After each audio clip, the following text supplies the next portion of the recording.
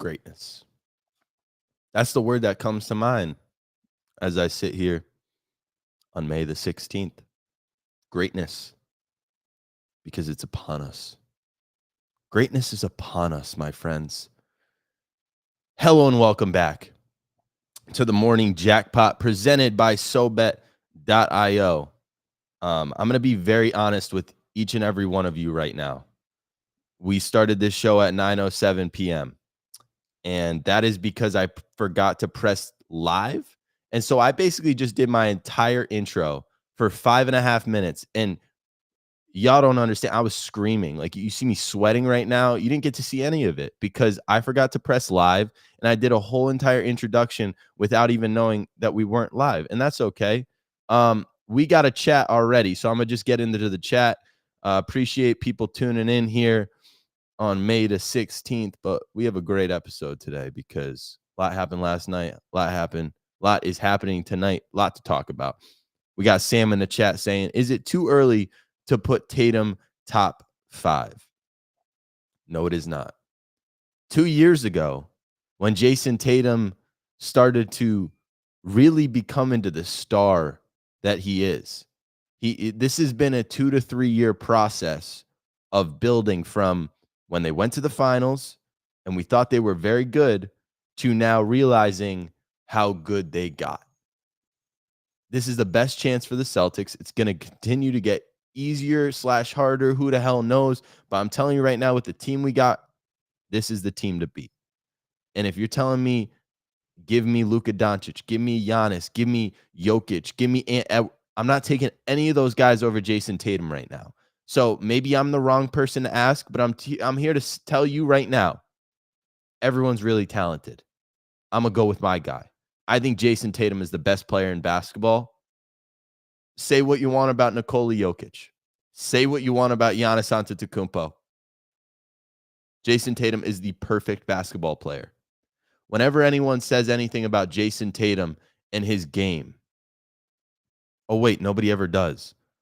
They say he shoots too many threes, and then he just drives it to the hoop and dunks on you like he's LeBron James.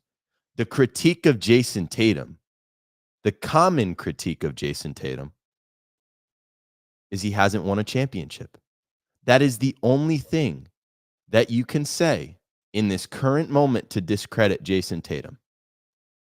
I believe he is the greatest basketball player of all time without the rings.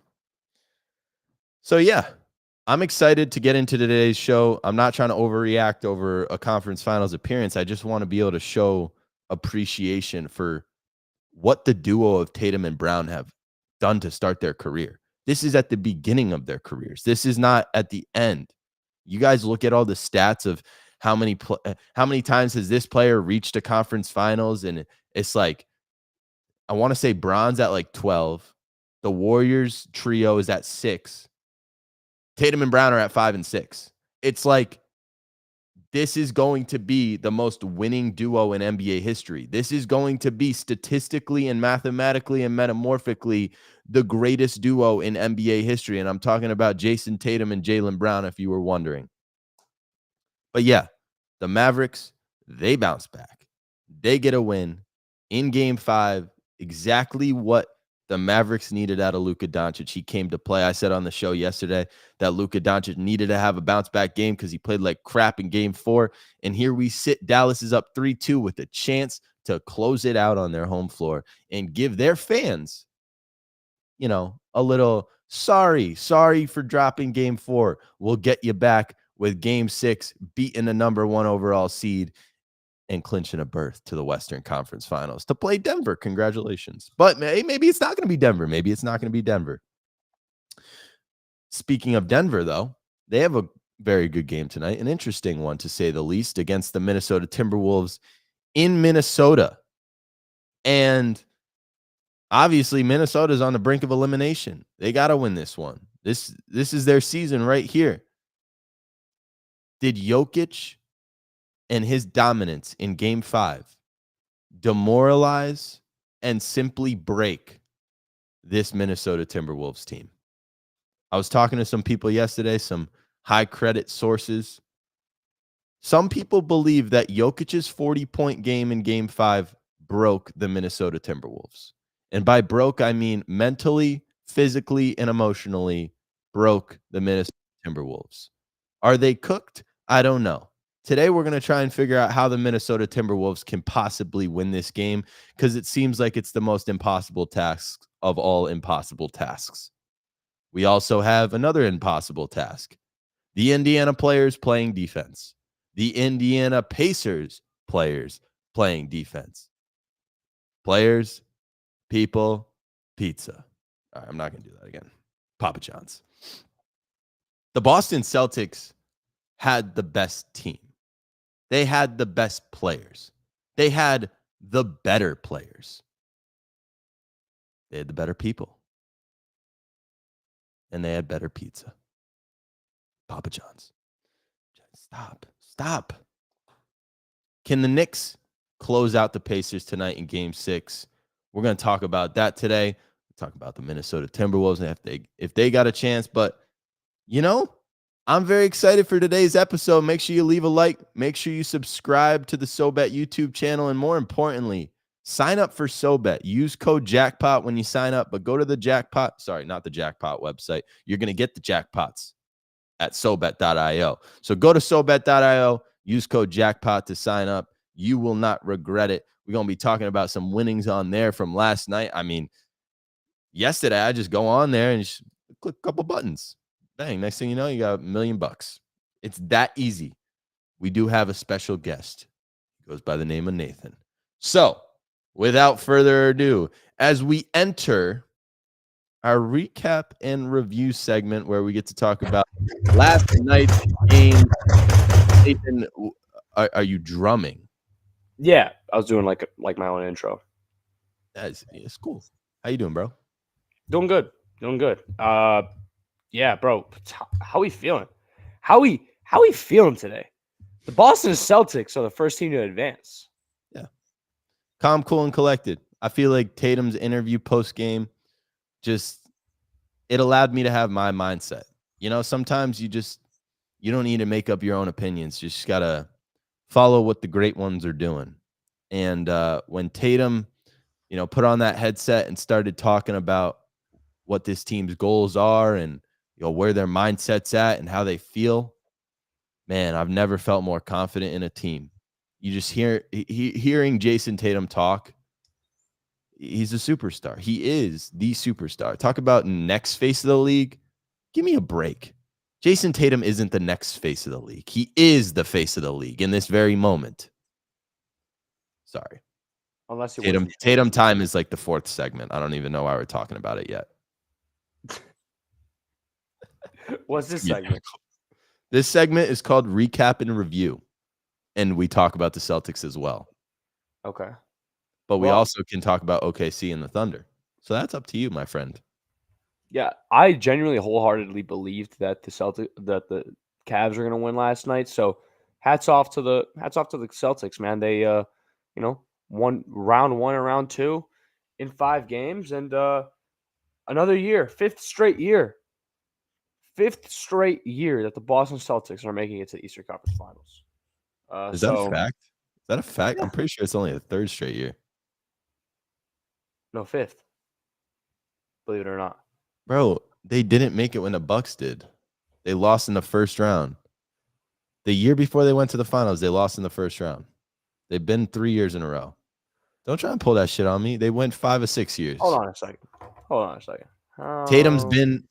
Jason Tatum has been to 5 Eastern Conference Finals, but they have not been 5 years in a row. They've been 3 years in a row. Three pieces. I swear I read that shit off of like Bleacher Report or something.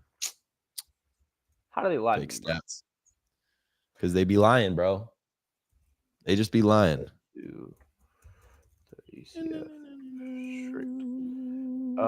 Yeah, 3rd straight season. Yeah, never mind. But 6th time in the past 8 years. Yeah, that's.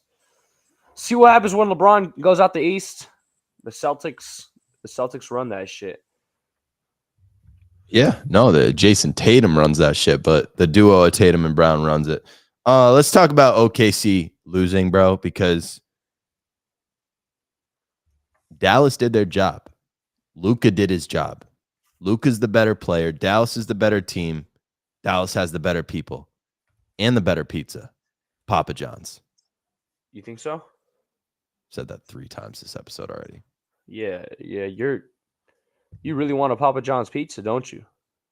I just think it's important to emphasize things. Okay.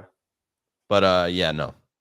Dallas is winning this series in 6 games, and I'm glad OKC won game 4 to hit the bet, but there was never a world where OKC was going to win this series. And for anyone that thought OKC would win last night, for anyone that thought OKC would win the series, better luck next year. All right, hold on. I don't want to hear this Shai Gilgeous-Alexander disrespect. Why? That I'm seeing. Why? That I'm seeing in this chat, and that I'm seeing from everybody in life. When your second highest scorer drops 13 points, that is not acceptable. Take a look at how the Mavericks and their role players played, and the Thunder played. Shai did whatever he could. He dropped 30. He's always gonna get his. Shai got his as per usual. So I don't want to hear the Shai disrespect. I know what you're gonna say. Oh, if the Boston Celtics lose, but Tatum drops 40, he's gonna get no. At least that's not what I'm gonna do. Let's analyze the fact that the Thunder, their lack of playoff experience, is showing right here and right now. But this is not on Shai Gilgeous-Alexander. No, he is still more valuable to his team than Luka, in my opinion, at least this season, for absolute certainty. I say that. It goes Shai. You're way off there, bro. You can't tell me Luka is not more valuable than Shai, bro. Bro, the Thunder went from 10th seed in the West to number 1 because of Shai. The Mavericks didn't make the playoffs. Yeah, but look how much better that team played as a collective.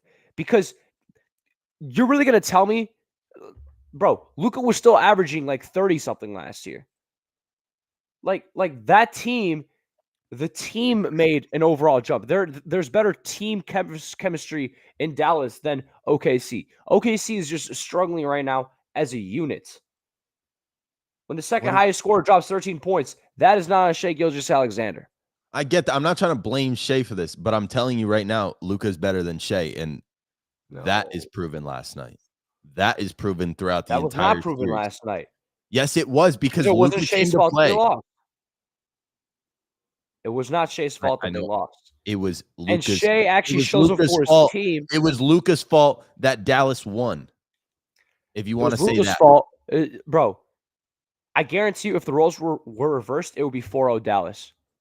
If Shai Gilgeous-Alexander was on the Dallas Mavericks. Why do we keep doing this? Why can't because the two games that the Dallas Mavericks dropped were because of Luka. He shot like 30% from the field, like 6 for 20 from the field. Right. So when he doesn't play well, they lose. Exactly. So Luka is the Shai MVP. has played well every single game in these playoffs. No. Yes, he has. No, you're not getting it. You're not getting that. Game 4, Luka shot 6 of 20. They lost the game at home. They could have won. They gave the game away. Luka gave the game away. In game 5, what was the difference? What changed? Shai went for 30. No, he went for 30 in game 4 too. All the role players are still there for both teams. Luka went for 30 plus in game 5. That was the X factor and difference maker. Nothing else. I get you want to, protect your little buddy Shai Gilgeous-Alexander, but we're not giving out second place trophies on the morning jackpot. Shai lost. OKC lost. I'm not praising someone who lost. I'm not everyone in the media in 2015 trying to protect LeBron James while Stephen Curry was on the rise. We ain't doing that today. Luka won it. Luka got it done. And Luka was the reason why Dallas won that game last night and nobody else. Shai Gilgeous-Alexander's better. Okay.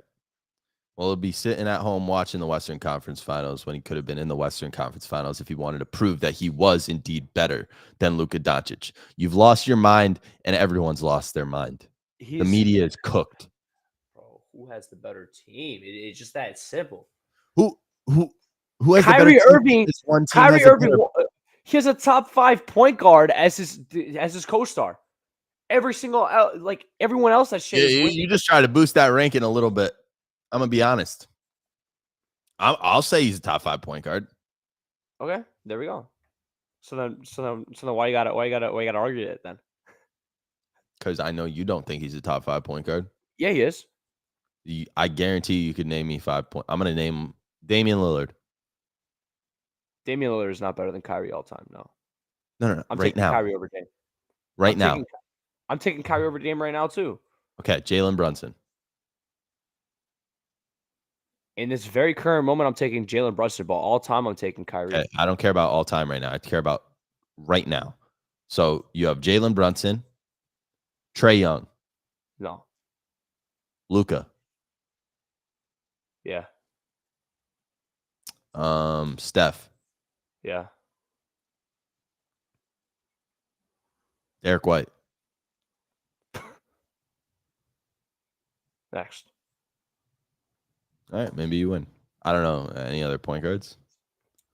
Shea Shea? and then Shea and then Kyrie's 5th. That's Ja? my list. Yeah, no, I take Kyrie over Ja. No, I think Kyrie borderline top 5. That's why I like it.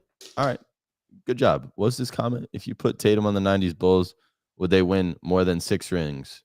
Maybe 8. Yeah, I think they do about the same. That's just my personal opinion, though. You know, people can think differently. But I think it'll be more impressive the amount of rings Tatum would win in this era because it's just better comp. You got to go up against, like, the fact that Jason Tatum is going to have the chance to win his first championship against a defending champ Denver Nuggets led by this so-called next GOAT in Nikola Jokic.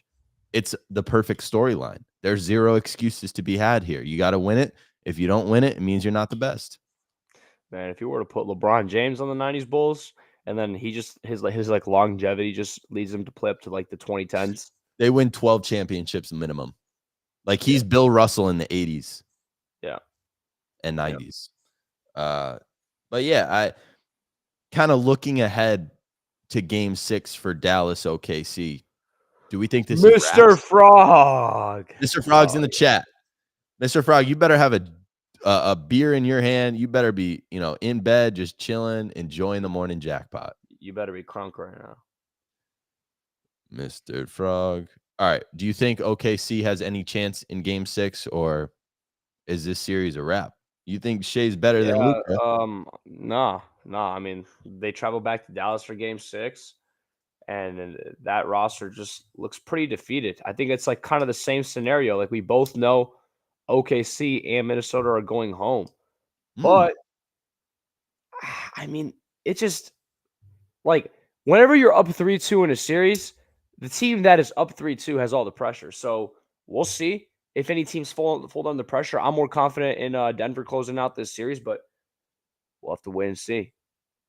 What do you got? I just got chills because the title of this episode is How Does Minnesota Win?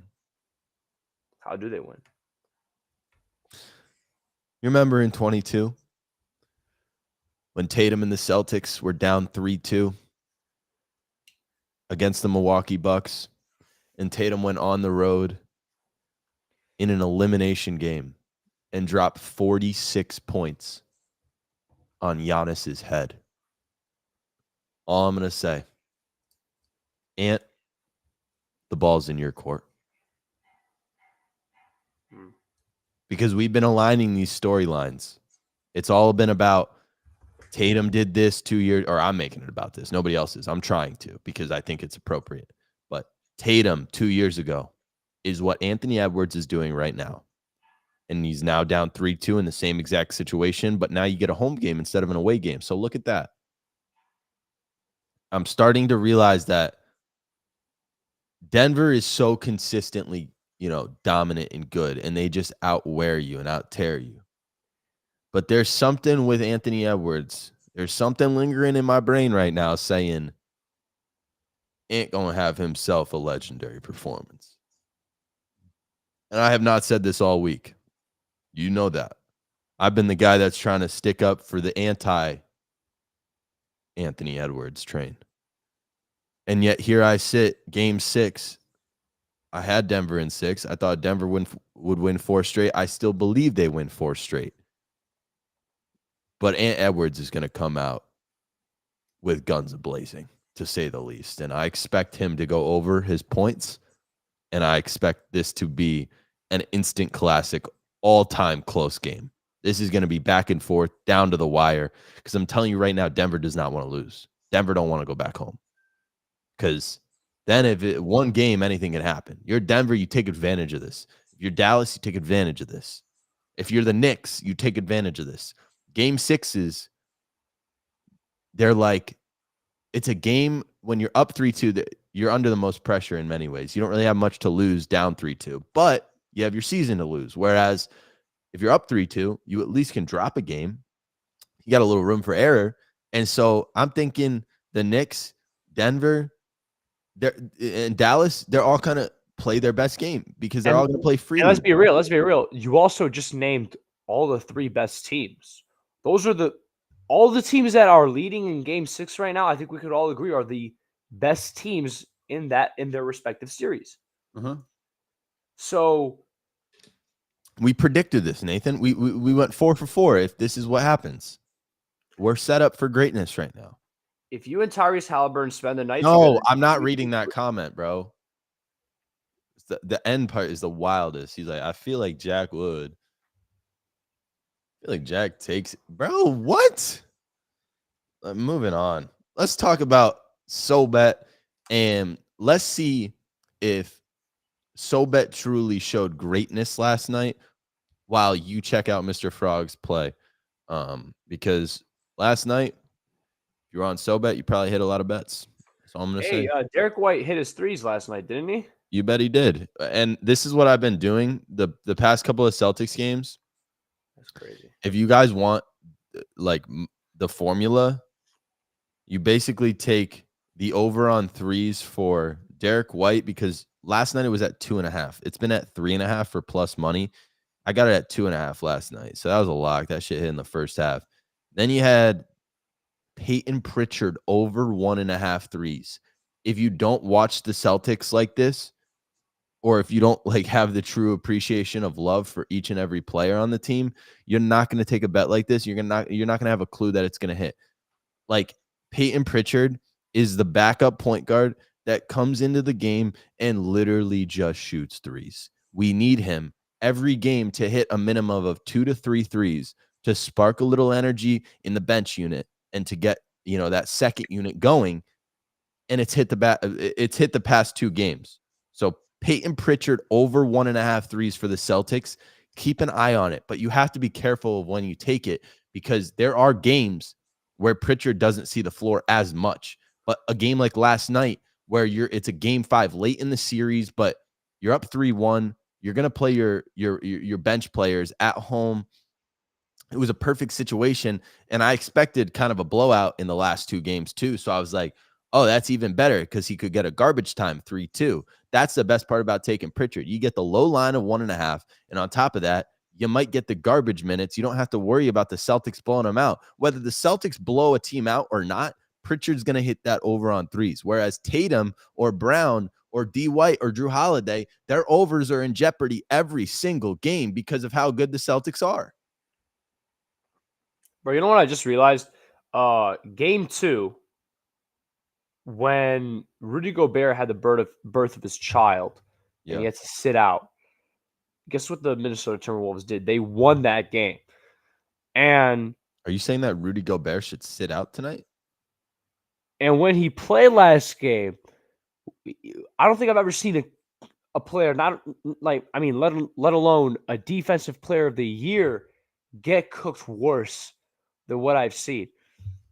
I'm not saying sit out Rudy Gobert, but it wouldn't be the worst idea. And also, Karl Anthony Towns needs to guard him instead, 100%. Or Naz Reid. Naz Reid actually plays decent defense on Nikola Jokic. Sure. I don't think you can guard Jokic. No, you can't. One-on-one. You can slow him down. You can slow him down, But but you people can't. were telling me yesterday, I was on the panel, bro, and they're talking about how like you can't double team him though, because then if you double team him, he passes it to the open man and you're cooked. That's what they were saying about Brunson too.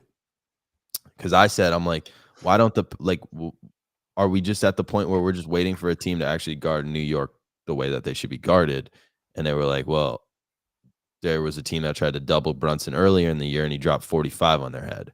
I'm like, well, it was the team, the Washington Wizards. Like, I don't buy the Brunson hype, but they got a game tonight. They got a chance to go to the Eastern Conference Finals and shut me the hell up. Nathan, he is a 4-time depoy. That's a very funny assessment, Mr. Frog, because I think we're all in agreement. Rudy Gobert, you're the depoy. You're the Brother, 4th-time depoy. And he got cooked. He had 40 points. He had 40 points, brother. Do you think that there was nothing that Rudy Gobert could have done though to stop Nikola Jokic? I felt like Jokic was kind of on a mission and there wasn't anything getting in his way. So when I was watching the shot clock on that step back three, I was like, okay, it's 3. Okay, it's 2. He hasn't drove in yet. Rudy Gobert, close him out. He wants to shoot the 3. He doesn't close him out. Like it's all about like defensive IQ as well. Like he's just he's kind of like a when you see in the gym, one of those high school gyms, you get your shots up and you're just shooting in there by yourself. He's kind of like the big stick man thingy that it's like it's a big body that you shoot over basically, but it's just basically a fence on the court. Yeah, that's Rudy Gobert. But people were telling me that it wasn't Gobert's lack of defense. It was how good Jokic is. And I'm like, bro, that is glazing. I watched the game too. Gobert got absolutely cooked. I will be the first person to tell you that was not just Jokic dominating. That was Jokic realizing, holy shit, I have an exposed matchup here and he can't guard me. And that's also Rudy Gobert just being exposed in general. I'm gonna just be honest. I don't think Rudy Gobert. I think Rudy Gobert is overrated. I think Wemby should have won the. I think Wemby should have won the depoy. Yeah, but don't you think that Wemby would be getting absolutely cooked by Jokic too right now? It's not like Wemby. Not like that. Oh, all right. Not like that, bro. Wemby's wingspan is way long. Hold on. Let me compare the wingspans right now. Actually. What? Oh, yeah. All right, Bro, today Wemby literally looks like a 2K mod. Like, oh my goodness. Oh. Whoa. So Coop sends me this. Coop sends me this right before the game, and I'm like, bro, this is dead on because I knew exactly what Luka was about to do. I knew Dallas was going to win the game, and he sent it to me right after the first basket hit. You see that thing at the bottom there? First basket for Luka. That's the first thing you got to get through. Then he had Luka has a triple double. Luka, no way. He had the 47.5 Dallas money line, but he had 31 and not 35. I mean, it was $1,000 payout. It's hard. That's difficult. It's unfortunate to say the least. Damn. Ooh, did Wes hit some shit?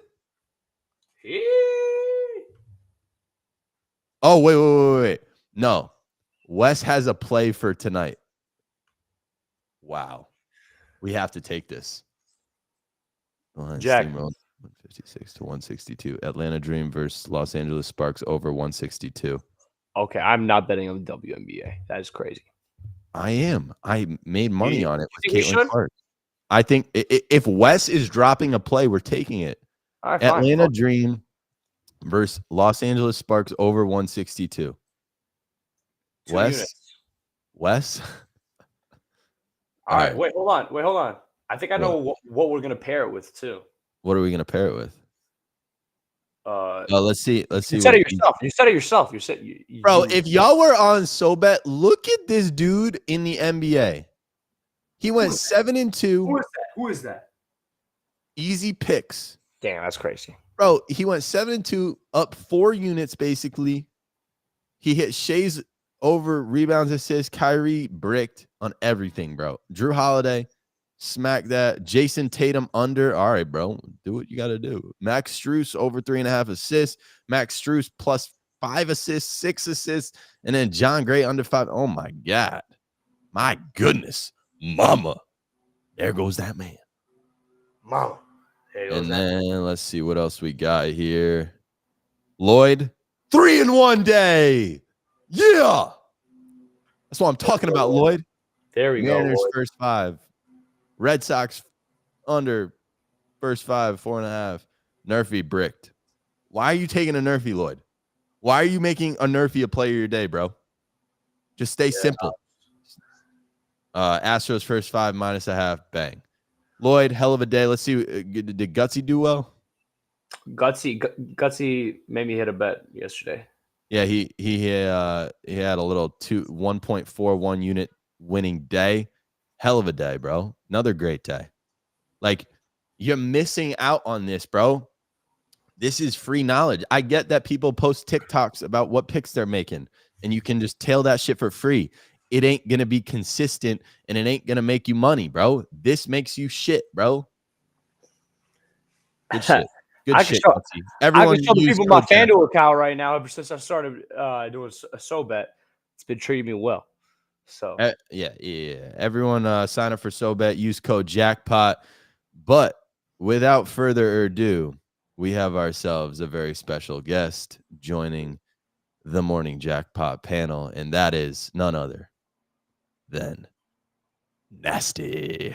Nasty. What's up, man? Can you guys hear me?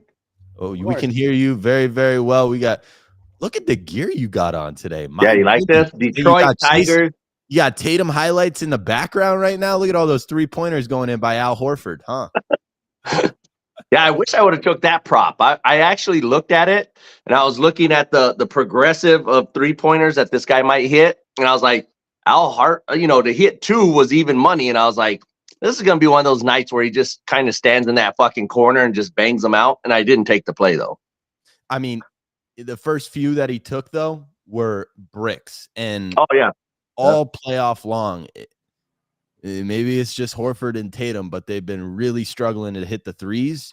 And Horford's a guy that ain't afraid to take it, and he's going to get the open looks. Like, there were probably 5 straight possessions where Horford got an open look and took it, and I'm like, what the hell are you doing? But at a certain point, you just got to make your shots. It has to go in at a certain point.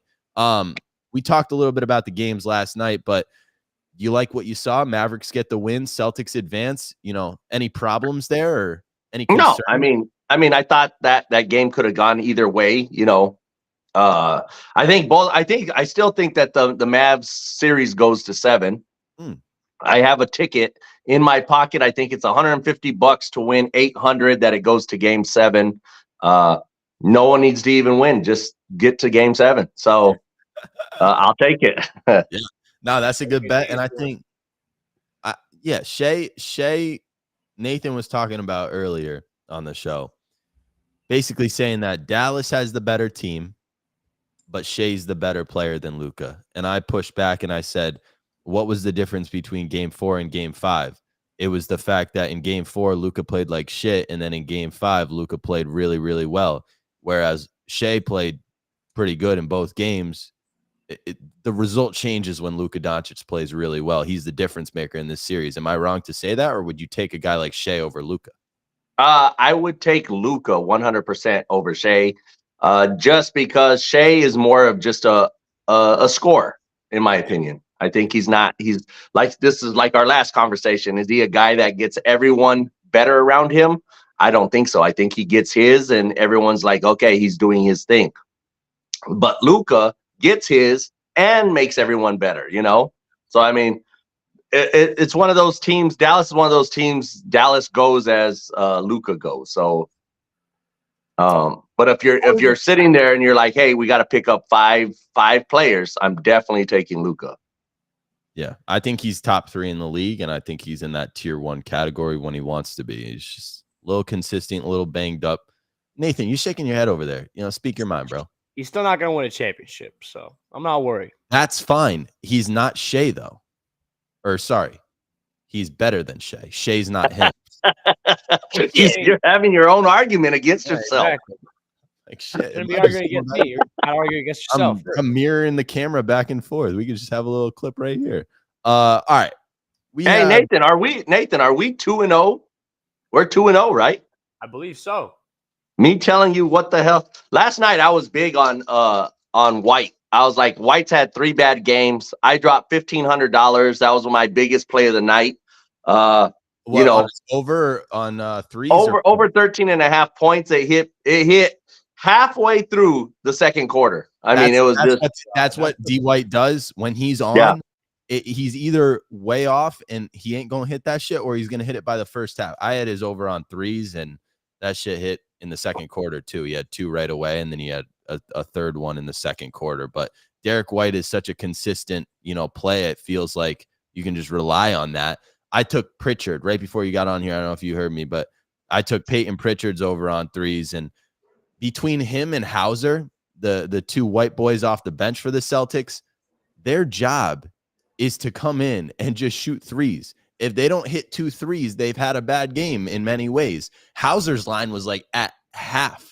He just didn't hit 1. I don't even think he hit 1. I didn't take it because I'm like, they're giving me a minus 220 for half. Like, something's got to be up here. They must know something. But then Peyton Pritchard over 1.5. He's taken like 6 a game.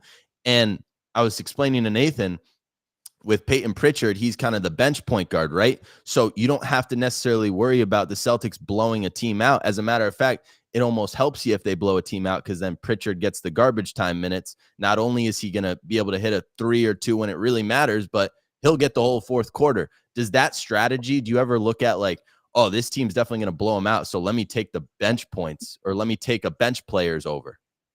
No. Never. Because now you gotta hope that 2 things happen, right? You gotta hope that the blowout comes and that those bench players do get time. So no, the thing that I do like is I kind of stick to the first 5, and then maybe I look for who's been getting minutes. I always look for, like, I search coaches' tweets, coaches' comments to see if they're going to be looking at another player coming off the bench. Someone's like Giddey, right? The whole series, Giddey, the coach has said, listen, we're gonna try something new.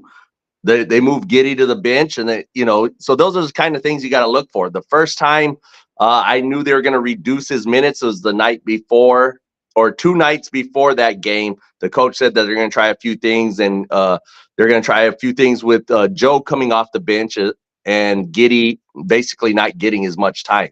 And so I took Giddey's under points, rebounds, and assists, and that shit cashed.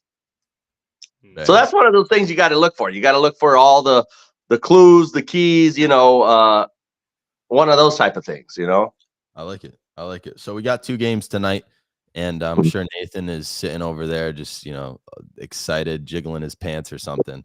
Indiana versus New York, game 6.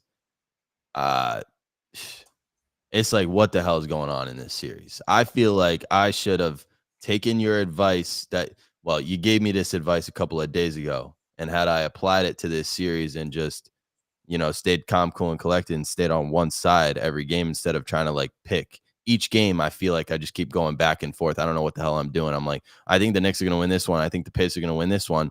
But at the start of the series, I said Knicks in 6. So I'm going to be right about the entire series, and I'm going to lose every single game that I pick because I didn't stay consistent. What the hell am I doing, and what should I do? What should I do? What should I do for game 6? Well, I always tell everyone, ready? This is our phrase. You ready? Let me give you the phrase of the year. Everyone write this shit down. Write it down. But it only applies to the 2G. Yeah, get a pen and paper. You ready?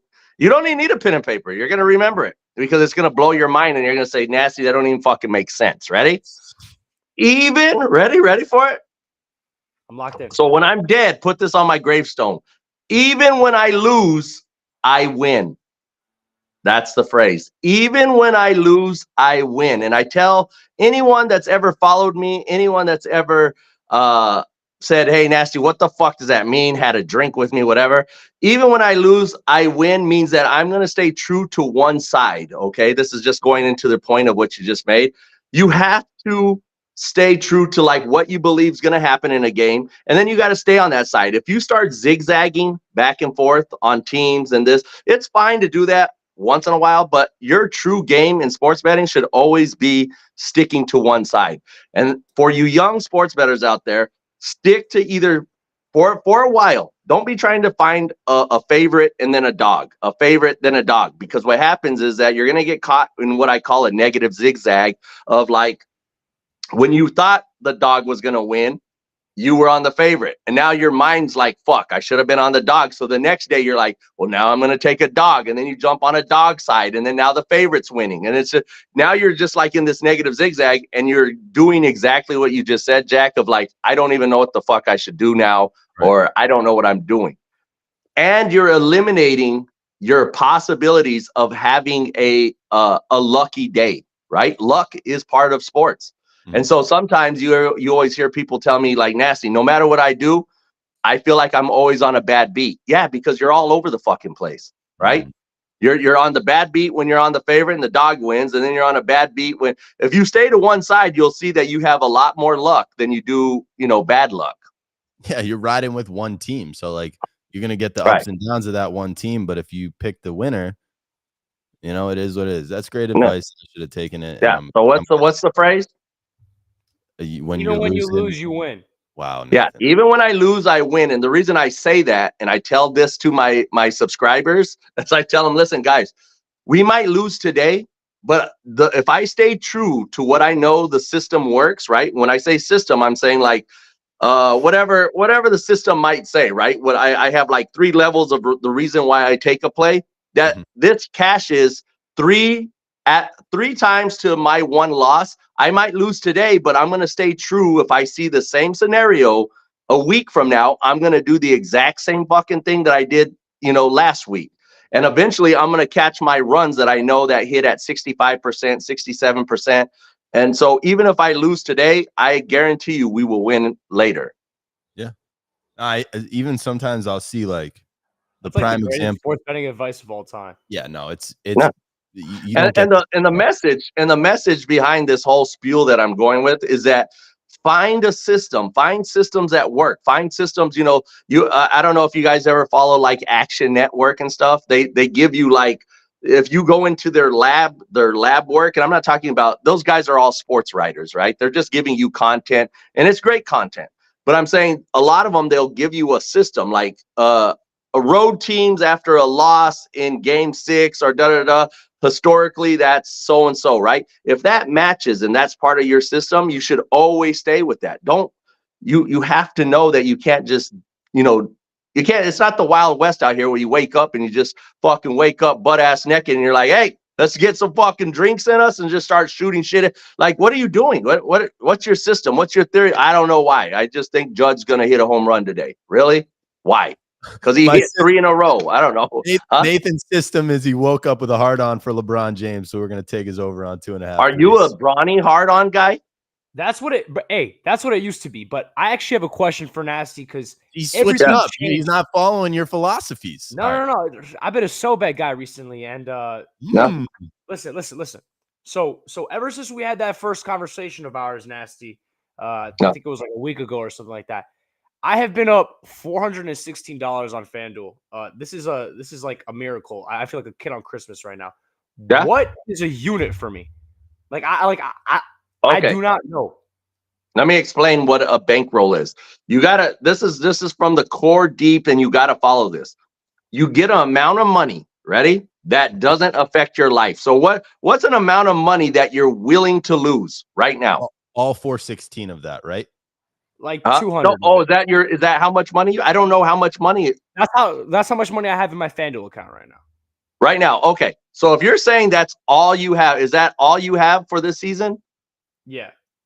That's it. So then truly 1 unit, and it's not going to be fun, is 1% of $400. What the fuck is that? 40 cents? I don't even know what is that. You guys are younger than me. 1% of $40? No, 1% of 400, I think, is fucking what? Is 40 cents, right? It's $4 US. Oh, $4. Yeah, that's right. So that's what your 1 unit should be betting. Now that don't sound fun, right? Yeah. Hell no. Okay, so what sounds fun to you? Raise I'm that talking bankroll, like- my boy. Yeah, there you go. That's what I'm Like a saying. If you could put a bet, Nathan, on one game, and it's like what would you like to put that gets you excited inside? That's what I always ask sports bettors. What, like, if you put not something that's crazy, but like every night that you put the same bet in and you won, what would that be in your eyes? $100? Yeah. How about 50? I'm a 50 guy. I'll help you out. I'm a Like 50 guy.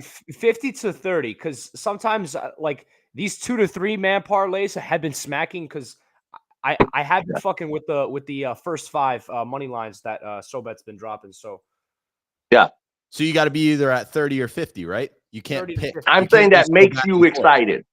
yeah. So if that's what makes you excited when you win something, then you got to go get a bankroll that matches that. And that doesn't mean go take that out of your life. That means that you got to now. When I was young, like you guys, I used to work a second job.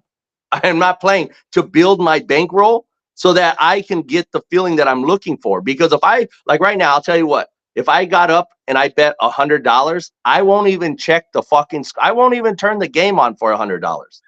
Yeah. Like me, I have to at least have a minimum $500 on a game, or it doesn't really excite me. Mhm. Damn, You know, boy. I get really There's levels to excited. this, Nathan. Yeah. I want to be able to say that shit. Damn. You get there one Well, you day. got to get there. I was like you guys too at one time. You guys are young. But basically, your bankroll is the amount of money that you're willing to lose. And here's the true factor here. You're supposed to have a bankroll. Let me teach you guys what you're supposed to do. You're supposed to have a bankroll for each sport, right? You're not supposed to be mixing your bankrolls. You're supposed to have a bankroll for baseball, a bankroll for basketball, bankroll, whatever sport you bet on. And then you're supposed to stay true to the unit, right? 1%, 2% of your bankroll on that season. Now, this is what a professional does. When your bankroll is gone, and I don't give a fuck if you blew that load in the first 20 games of baseball, you're supposed to quit. You're supposed to quit. You fucked up that season. You're supposed to just or you got to now lick your wounds and say, you know what, I'm a degenerate and I'm going to go do it again. And then you're supposed to also have you guys seen, I've showed you guys my withdrawal slips, right? Yes. Right. Okay. I just did another 5,000 the other day. I had a beautiful night the other day where I built in 2 days, I built up like $5,000. Yeah. And so what you're supposed to do is set goals. They call them marks, goals, whatever. When you hit the goal, you're supposed to pay yourself. Mm-hmm. Right. If you're out here just fucking slinging fucking money around and you're just, that's fine too, but don't get sad when you're sitting there wondering where in the fuck your money went. Yeah. Yeah, Don't expect much. That's how it goes. That's how you're supposed to have goals. You're supposed to have like a different bankroll for different sports. If you're doing even Nerfies, let's say you're a Nerfy guy, set a little bankroll for that and then start fresh. That's why. Nasty. You know what? I think I got it. I got the bankroll down. 5% of $416 is $20.8. So I think that's going to be my bankroll. $20 a unit. $20. There we go. Yeah. And are you guys now? Do you guys both have sports books? Nathan's on FanDuel. I do, yeah. And what do you have in Boston? No, I'm a bookie kind of guy. Oh, you're a bookie kind of guy. Yeah, Nathan, you need to join. Are you on like Pickett app? No. Ooh, see, you got to track your shit. That's the other thing, right? Yeah, go to the Pickett app, PIKKIT. Gotcha. All right, you got it, PIKKIT, and you could use code nasty if you want. You don't have to, but you could. But that basically is. You got me with the VIP? Huh? You got me with the VIP? Oh, you got to pay for that. Yeah, it's just you. I get a little. I think you get $3. I get $3. It's stupid, but what's the PIK? PIKKIT. Oh, I got it. I bet. Anyway, that's a tracking thing. That's true. Like you sync your sports book to that, and it tells you everything you're doing. It tells, so when you're fucking off, you don't remember 3 days ago when you put some stupid ass bet in, and you're like you're trying to forget about it. No, it's right there in your face. You did that, and it helps you keep track of everything.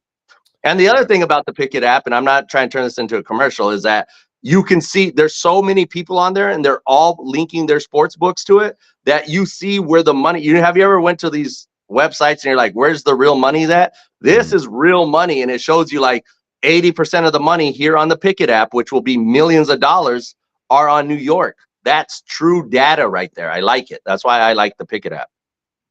That's a whole nother lesson for a whole nother time, is where the Oh, yeah. money's at versus for sure. the public, you know. Oh, I Yeah. can link my accounts? What? Yeah, you link that's what you want to do, is link your account. Damn, that's raw. Yeah. All right. And it keeps track of everything. It's great. It's a great I'm heavily into any tool that helps me keep track, or like, and just any tool that tells me what I should do and shouldn't do. Yeah. I mean, who doesn't want to be organized in life, let alone sports betting, you know? No, yeah. And guys, don't let me sit up here thinking that I'm the messiah of everything. There's times that I go off the rail too. I'm human. Yeah. There's something in us. If they dissected every true gambler, and I'm talking true gambler, not someone that does it on the weekend. I'm talking about wants this shit every night. They'll find some fucking weird thing in our brain that makes us all the same. You know, you're a risk taker. You're if you link a lot of our characteristics, there's a lot of shit that connects us. Yep, you bet. The idea that we can just sit on a couch at 7:30 until 1 a.m. with full peace, peace and happiness and a little bit of anxiety. Anyways, Indiana, New York, game 6, and then we got Minnesota, Denver, game 6. What's the spread on that? Indiana, they're back in Indiana, right?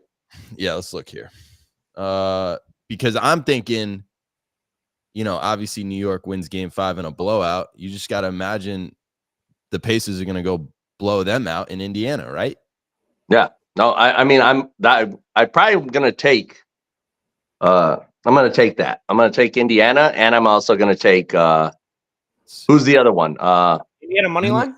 Minnesota, Denver is the what's Indiana? What's the spread right now? Spread. It's probably like 5.5, 6 or something. What was the WNBA bet that you liked earlier, Jack? What was that? Wes put it out, but the line I believe is New York -2. Really? New York's favorite. New York's favored. -126. Indiana's +106 on the money line. Wow, that's interesting. Am I like seeing this wrong? Is that a trap? That's trap in my books all day. So now, I mean, right now, go to the Pickett app, Nathan, and then click on the game and just see where I guarantee all the money's coming in on Indiana. It looks like a little soccer field, and then you click on it looks like something. It shows like at the bottom of the app. I'm still trying to log in right now. Let's see here. I should have my other phone here. So okay, I was lying. I was totally off. I was way off. It's -5.5. Yeah. Okay, that makes sense. I'm like, what am I looking at right now? Why is New York -2? That must have been game 5, wasn't it? Yep. Indiana -5.5. The total is at 216. Indiana -218. New York's +180. This is one of those ones where I would think like New York is so stretched out right now, and I'm talking like, what are they playing? 6 men? Like they are stretched to the limit here, deep into the playoffs. This is a no-brainer. I'm going to take Indiana and the point. Lay the points on this game. I mean, New York's going to have to prove to me that they could just keep this pace, this momentum, this everyone playing over 40 minutes and still cover a game. I think this goes to game 7 for sure. And I'm willing to lay the points. And see what happens. Just prove me wrong, I guess, at this point. Right. Game 6 for Nuggets, Timberwolves.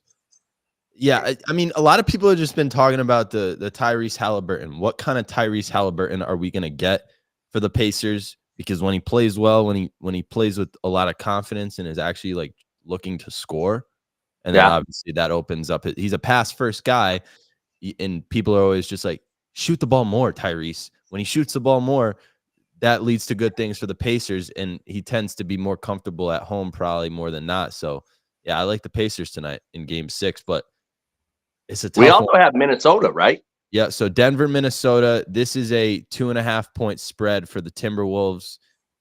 Denver's plus 110 on the money line, whereas Minnesota is minus 135. The over-under is 204. And that's another game. Like, I'm going to take Minnesota, and I'm not even going to double think it. I'm going to take both of them. I'm going to take Minnesota money line. I'm going to take Pacers minus 5.5, whatever. And I'm just going to say, if Denver can sit there and run 4 games in a row on the number 1 team in the league at defense, they're not shabby. They got tons of players. They could score the ball. Well, then I guess I lose my money if they can prove that to me. But I'm not falling. I mean, it feels like a trap line, though. I'll tell you that. So the play might be Minnesota first half, because if Denver wins this game, it's going to be like at the end, Yeah, it's going to be them kind of just staying in there the whole game, and it's going to be a close one, I feel like. But I like the Minnesota first half.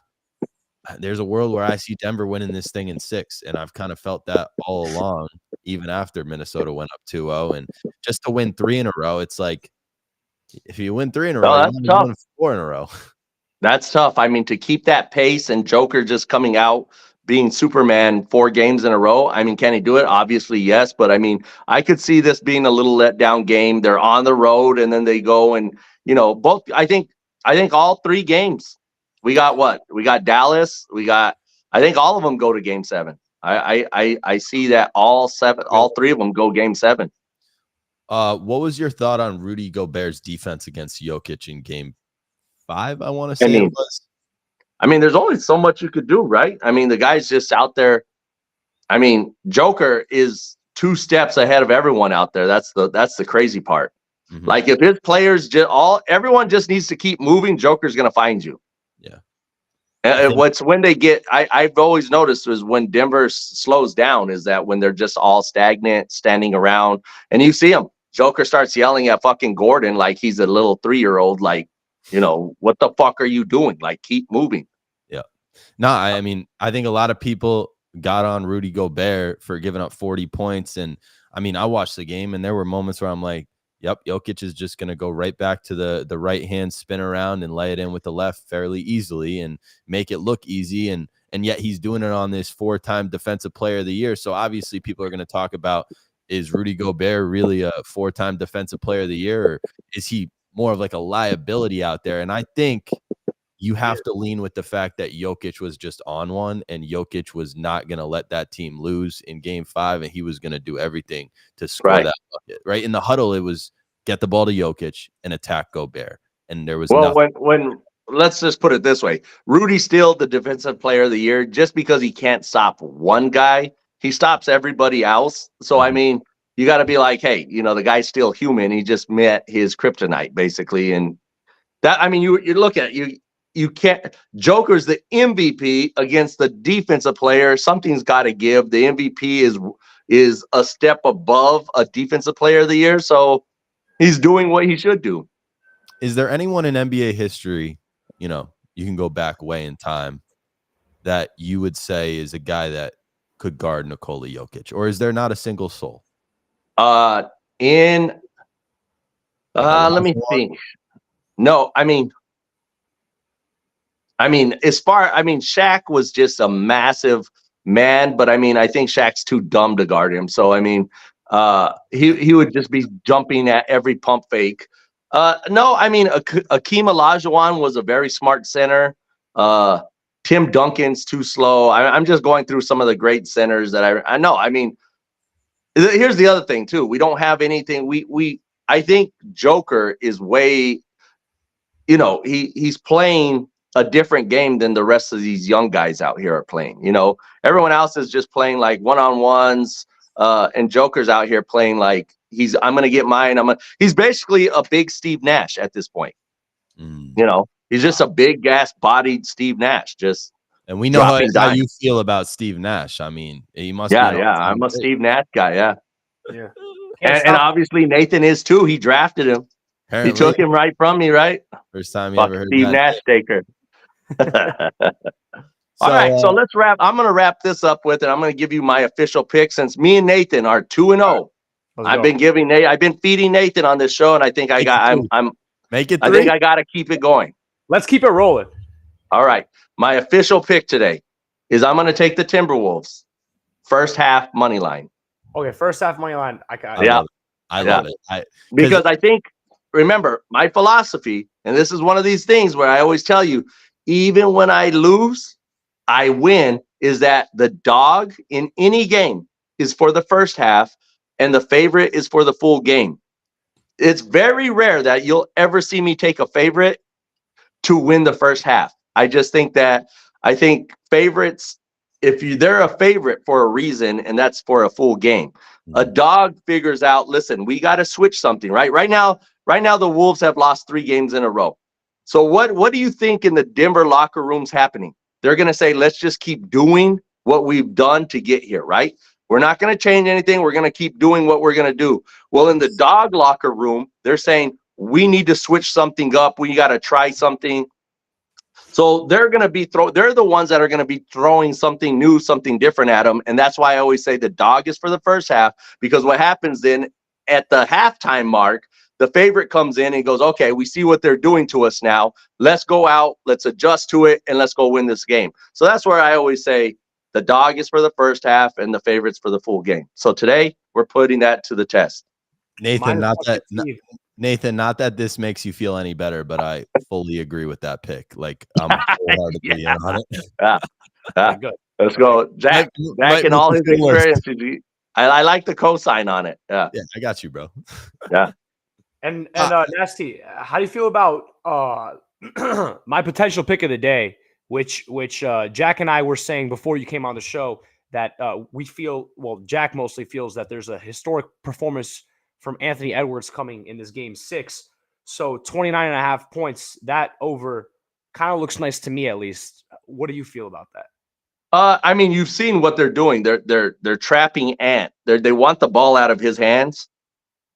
So I mean, you're at one of those points where you know what they're going to do. They've done it 2 games in a row now, where they're just going to send 2 people to him, make him swing the ball, and someone else has got to do it. So now you got to ask yourself, does Ant push himself through that and just become superhuman, or is he gonna? Because I mean, 29.5 in a closeout game at home, it seems like that should be easy money. It seems like he should drop 45 tonight. So I think it's 50-50. Yeah. I mean, it's not my favorite play on the board, just because, like I said, I know what Denver's doing. That's their recipe to success right now, is let's make someone else beat us.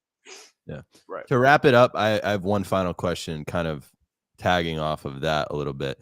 I think the casual sports bettor, maybe the younger sports bettor, they look at a sports book and they say, ooh, give me the superstars over. Give me Anthony Edwards over 29.5 points. Give me Jason Tatum over 29.5 points. And, they struggle to find any other thing that catches their eye. What do you say to those people that are trying to just hit the superstar overs and think that's the formula for success? I mean, it's never going to get you anywhere, just because you got to find the trend. And I don't care if it's the upward trend or the downward trend of like why you should be taking that player prop. And when I say that, is I'm somebody, if a superstar has hit their over in 3 straight games, I'm going to say, listen, I played sports. It's hard to keep that same. Now you'll run into a few scenarios where people do, but for the most part, you have to fail somewhere. They know that you've just hit 3 times in a row 45 points. Well, guess what? I'm going to take a little digression on that one and say that you don't. And that was my philosophy yesterday with D White. D White's looked like shit for 3 games. When I last saw D White ball out was a closeout game against the Heat. And I said, you know what? I'm willing to drop 13.5 is shit, dog shit points. D White went out and he did what I thought he would do. Mm-hmm. He had 3 bad games. Now I'm going to take. So all I'm saying is that you got to put yourself in the position to ask yourself, why am I taking that? And if your answer is because Jason Tatum, I want to suck him off and he's the greatest player in the world, that's not the right answer to take it. You got to have something else to say. Well, he's had 3 bad games, or or something like that. So I try and tell myself, try and be like, hey, Tatum hasn't hit his threes all playoffs long. It has to be tonight. Bang! He hit 3 threes. That was the One first last time. question for Nasty, real quick. Yeah. How many units would you recommend putting on tonight's play? Which one? The Minnesota first half. Yeah. First half, I like something like this since they've lost 3 games in a row. They have the capability of actually winning this series still. They're at home. Yeah, this is like a 3-unit play for me. This is a $40 to $60 play for you, Nathan. Deploy the goddamn units. No, yeah, this is, I mean, if you're, he might make me pay, put it a little more. I'm not gonna lie. I'm kind of liking this one. I showed him the text that you sent me. You glazing Nasty at 1 a.m., bro. You're like, just because Nasty at OKC, I just thought to myself, oh, what is Nasty doing right now? I live bet it, felt that. and that shit smacked, and I was drunk as hell. It was the greatest thing of all time. Yeah, sometimes I have great calls. Don't get me wrong, but here's the thing. A lot of people, when I give out a call to, and I'll be like, this is it, and then they come at me, oh, you're dog shit, you're a loser. I'm like, listen, don't worry, brother. Like, stay with me for a year. I promise you, I will always find the green at the end of the fucking rainbow, dude, because I always stay to one side. Even when I lose, I fucking win. Remember that. I'm gonna see that rainbow today, baby. Appreciate you for coming on, Nasty. Minnesota first half. That's gonna do it for Nasty's segment. We'll see you next time, Nasty. All right, brothers. Take it easy. Wow. I mean, greatness. That's what comes to my mind, right? I got chills. Bro, I thought that like he was gonna say a pick and I was gonna disagree because I don't like Minnesota tonight necessarily. Yeah, me neither. But, like that game is my goodness. But my goodness, did he just give us the pick of the century in many ways? And you followed it up with a question that I appreciated. Do you take Ant Edwards? He gave us the analysis on not only should you probably take Ant, there's a moment, there's a chance he doesn't hit that shit, but at the same time, it's like, bro, you're at home, elimination game. Everyone's calling you Michael Jordan. Hit the over 29.5. I swear to God, Anthony Edwards, if you don't score 30 points tonight, I'm going to lose my goddamn mind. Do we re-up the ladder challenge tonight? Because I feel so good in this play. This is like the most confident 2-man I have felt in so long, bro. Like, okay, we got Nasty's play, hasn't failed yet on the show. Just knocked on wood. And then we got Anthony Edwards, game 6. You just made a perfect comparison with Jason Tatum's elimination game against the defending champions, where he dropped a 40 ball. There's no way Anthony Edwards does not have 3-0 points by the end of this box score. No, I refuse to believe it, bro. If you want to be the next face of the league, that's what you have to do. He's going to prove it tonight at home. We haven't seen an elimination game Anthony Edwards yet, but this is going to be it. We haven't seen that yet in these playoffs. Oh, I want this shit. Anthony Edwards over 29.5 points and Minnesota first half money line. Those are the plays. The morning jackpot. Those are the plays. Yeah, I mean, we can do a ladder challenge. 10 to 25K, baby. Right? Is that what we're doing? No. So 25K is kind of wicked. Let's do it like 5K. Well, yeah, we just take it as far as we can go, but I don't know what we start on. Do we put 10 to win whatever it is on this bet tonight? Yeah. Ant Edwards, Minnesota first half money line. Lock it in, put $10 on it, and that's the start of the ladder challenge. Yo, is Timber what? Hold on, so 400 plus. Oh my god, dude, this might be electric. What would you do? Oh my, are you gonna? No. I'm gonna have to whale this shit. You're gonna put all of it on it?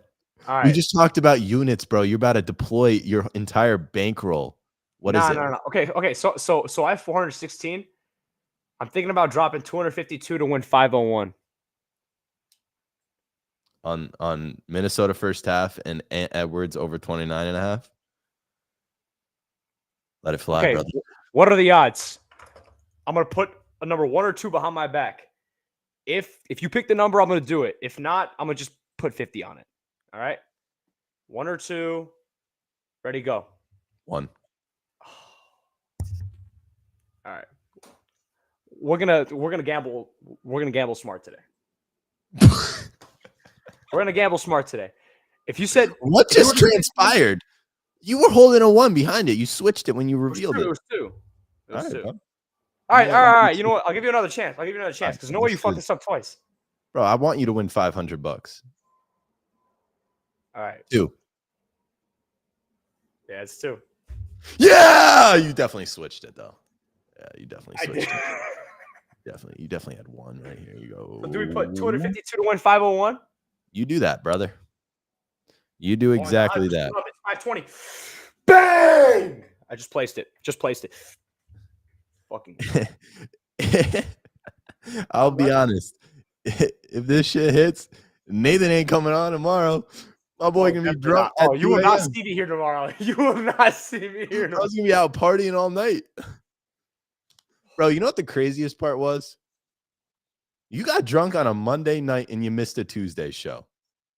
That's not a Friday show. That ain't even a Wednesday show after a Taco Tuesday, $2 Tuesday. You got hammered on a Monday night.